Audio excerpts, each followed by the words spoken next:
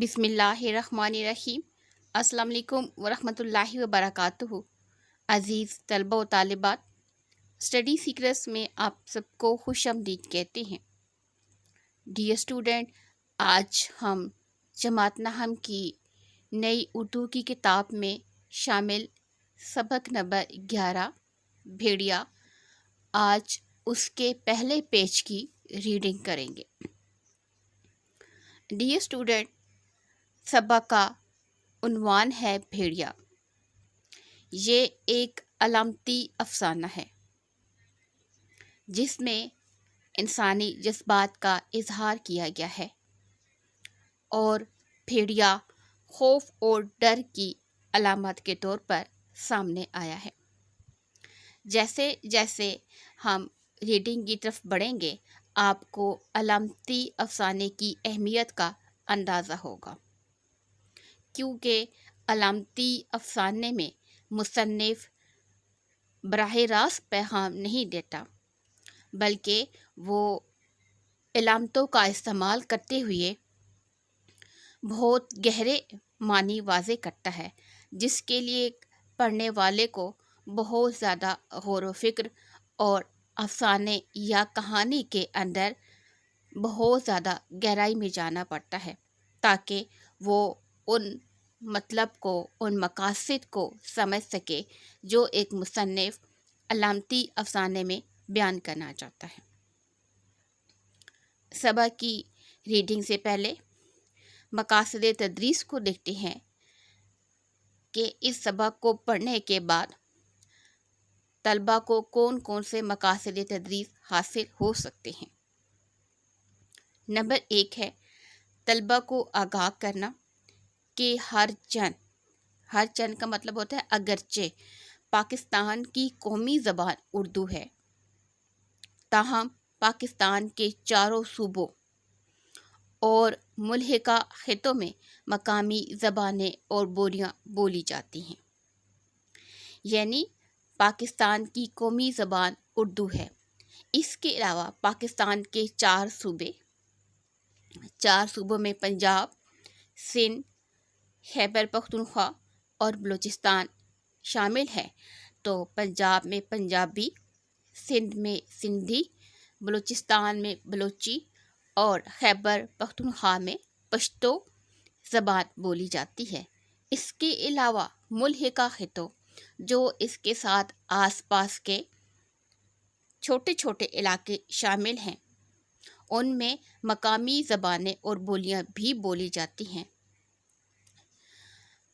تو وہ بولیاں ان علاقوں کی خاص پہچان ہوتی ہیں اور انہی بولیوں کے ذریعے سے ایک شخص کو پہچانا جاتا ہے کہ وہ فلاں علاقے سے تعلق رکھتا ہے، جن میں کشمیری، پوٹھوہاری، سرائکی وغیرہ شامل ہیں۔ پوائنٹ نمبر 2 کی طرف بڑھتے ہیں۔ طلبہ کو ترجمہ نگاری کے اصولوں سے روشناس کرانا۔ ترجمہ نگاری کسے کہتے ہیں؟ ڈیئر اسٹوڈنٹ، ترجمہ ایک ایسی تحریر یا متن کو کہتے ہیں۔ ترجمہ نگاری میں کسی تحریر یا متن کو ایک زبان سے دوسری زبان میں منتقل کرنے کو کہتے ہیں۔ ترجمہ رنگ، نسل، زبان، مذہب اور جغرافیائی سرحدوں کے سیاسی اختلافات کے باوجود دو اجنبی انسانوں کو، دو اجنبی لوگوں کو یا پھر دو اجنبی قوموں کو ایک دوسرے کے قریب لاتا ہے اور اس طرح دوسری زبانوں کے ادب اور افکار و علوم سے آگاہی حاصل ہوتی ہے۔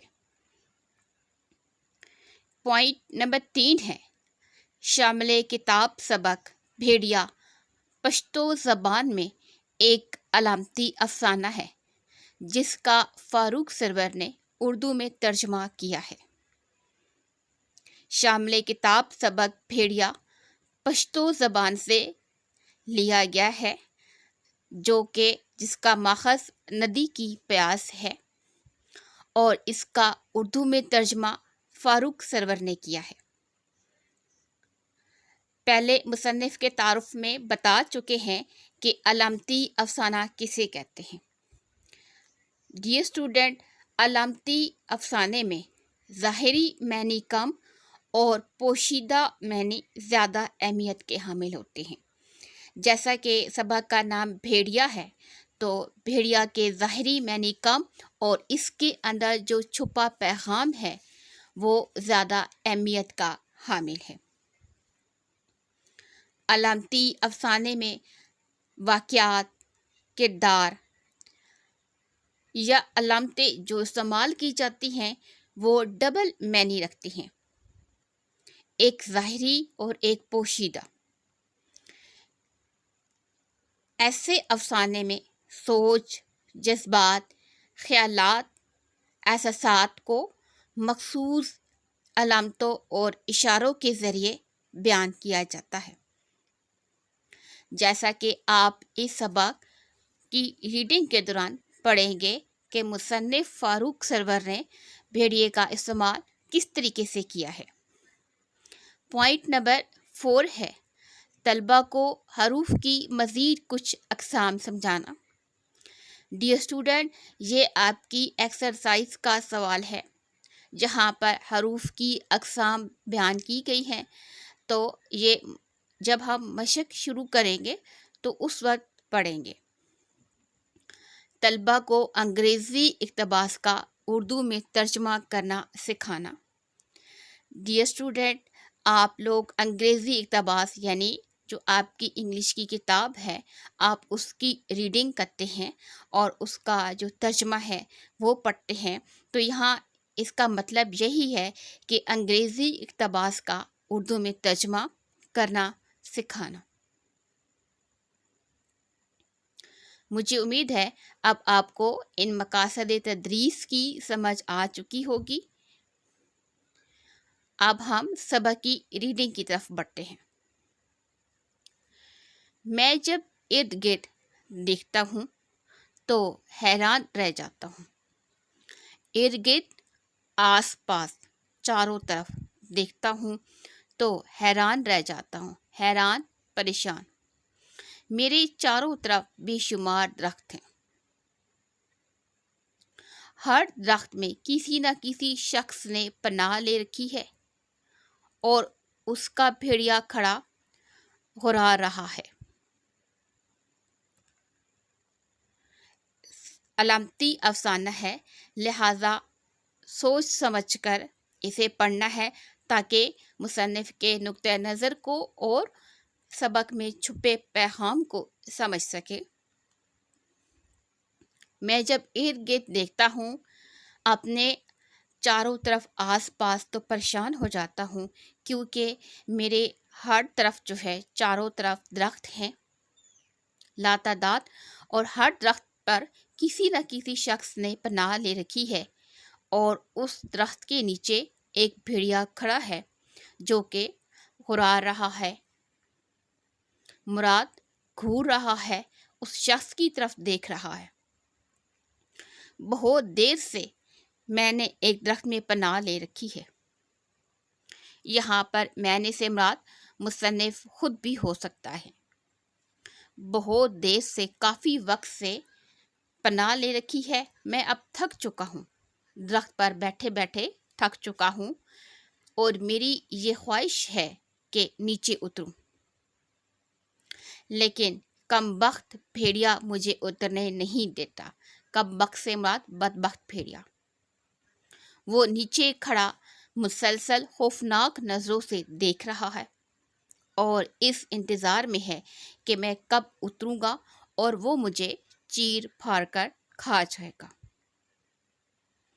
ڈیئر اسٹوڈنٹ، یہاں پر بھیڑیا جو ہے وہ خوف کی علامت کے طور پر استعمال کیا گیا ہے، کیونکہ مصنف جو ہے وہ درخت کے اوپر ہیں، وہ نیچے آنا چاہتے ہیں، لیکن نیچے درخت کے نیچے بھیڑیا ہے اور وہ اس بھیڑیے کے خوف اور ڈر کی وجہ سے نیچے نہیں آ رہے۔ جس درخت پر اب میرا مسکن ہے، ٹھکانہ ہے، یعنی جس درخت پر اب میں اپنا ٹھکانہ بنا کر پناہ لے رکھی ہے، یہ ایک عجیب سا درخت ہے، بلکہ اگر میں اسے جادو کا درخت کہوں تو بیجا نہ ہوگا، بلا وجہ نہ ہوگا۔ یہاں درخت کو ایک علامت کے طور پر بھی استعمال کیا گیا ہے، یعنی کہ جس گھر میں، جس علاقے میں یا جس سوسائٹی میں میرا ٹھکانہ ہے، میں رہتا ہوں، وہ ایک عجیب ہے، عجیب ٹھکانہ ہے، عجیب رہائش گاہ ہے۔ بلکہ میں اسے جادو کا درخت کہوں، جادو والی جگہ کہوں تو بلا وجہ نہ ہوگا۔ میں یہاں جو بھی خواہش کرتا ہوں وہ فوراً پوری ہو جاتی ہے۔ اگر نرم اور گرم بستر کے بارے میں سوچوں تو وہ میرے قریب بچ جاتا ہے۔ اکتا جانے سے مراد تنگ ہو جاؤں تو میرے سامنے ایک شاندار ٹی وی سیٹ آ جاتا ہے۔ اکیلے بیٹھے بیٹھے بور ہو جاؤں، تنگ ہو جاؤں تو کیا ہوتا ہے، بوریت ختم کرنے کے لیے ایک شاندار ٹی وی سیٹ آ جاتا ہے جس کے اسٹیریو اسپیکرز ہوتے ہیں اور جو دنیا کا ہر اسٹیشن پکڑ سکتا ہے۔ اگر کسی بھی کھانے کے لیے میرا جی چاہے تو وہ فوراً حاصل ہوتا ہے۔ یہاں سب کچھ ہے، ہر طرح کی آسائشیں ہیں، سہولتیں ہیں، لیکن یہاں جس چیز کی کمی ہے اور جس چیز کے لیے میں تڑپ رہا ہوں وہ ہے آزادی۔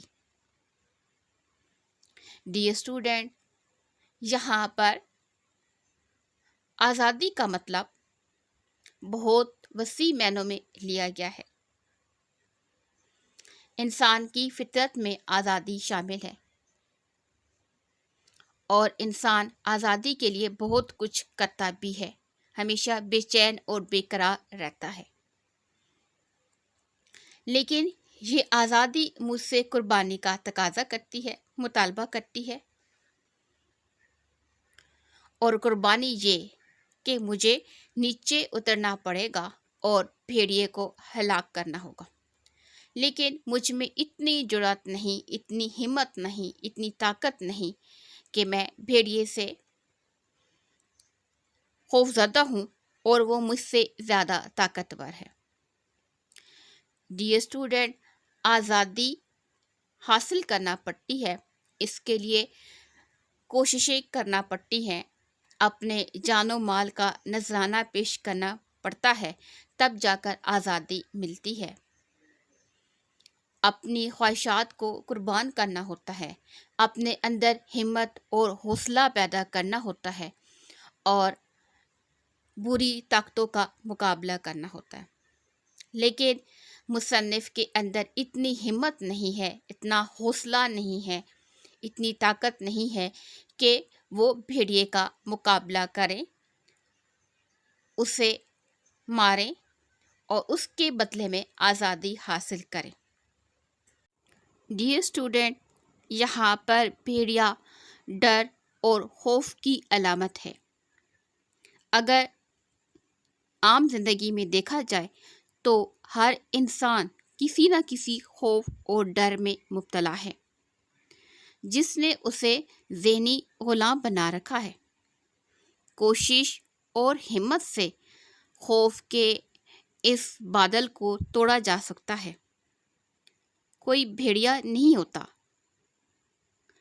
جب انسان اپنا حوصلہ کمزور کر لیتا ہے تو دنیا کی ہر چیز اسے طاقتور دکھائی دیتی ہے۔ اپنے حوصلے کو ہمیشہ بلند رکھنا چاہیے۔ کبھی کبھی جب میں اس وقت کو یاد کرتا ہوں جب بھیڑیا میرا پیچھا کر رہا تھا تو میرا پسینہ چھوٹ جاتا ہے، ایک سنسنی جسم میں پھیل جاتی ہے۔ سنسنی سے مراد ایک کپ کپی جسم میں پھیل جاتی ہے، دل ڈوبنے لگتا ہے۔ تب میں خدا کا شکر ادا کرتا ہوں کہ اگر یہ درخت میرے سامنے نہ آتا اور مجھے پناہ نہ دیتا تو بھیڑیا کب کا مجھے ہلاک کر چکا ہوتا۔ یہاں پر مصنف جو ہے وہ بھیڑیے سے خوف زدہ ہے اور وہ اس خوف کو بیان کر رہا ہے جو خوف اس کے اندر موجود ہے، اور وہ اس خوف کا مقابلہ نہیں کر رہا۔ مایوسی کے اس گھپ اندھیرے میں، تاریک اندھیرے میں، کبھی کبھار میں اس بات پر خوش ہو جاتا ہوں کہ درخت کافی اونچا ہے، میں یہاں ہر طرح سے محفوظ ہوں اور بھیڑیا میرا کچھ نہیں بگاڑ سکتا۔ یعنی یہاں پر انسان خوش فہمی کا شکار ہے، اور وہ خوش فہمی کیا ہے کہ درخت کافی اونچا ہے، اور اس اونچے درخت کی وجہ سے وہ اپنے آپ کو محفوظ سمجھ رہا ہے، یعنی ہاتھ پر ہاتھ رکھ کر بیٹھا ہوا ہے۔ اس کے اندر اتنی ہمت نہیں ہے کہ وہ نیچے اتر کر بھیڑیے کا مقابلہ کر سکے اور اپنے لیے آزادی حاصل کر سکے۔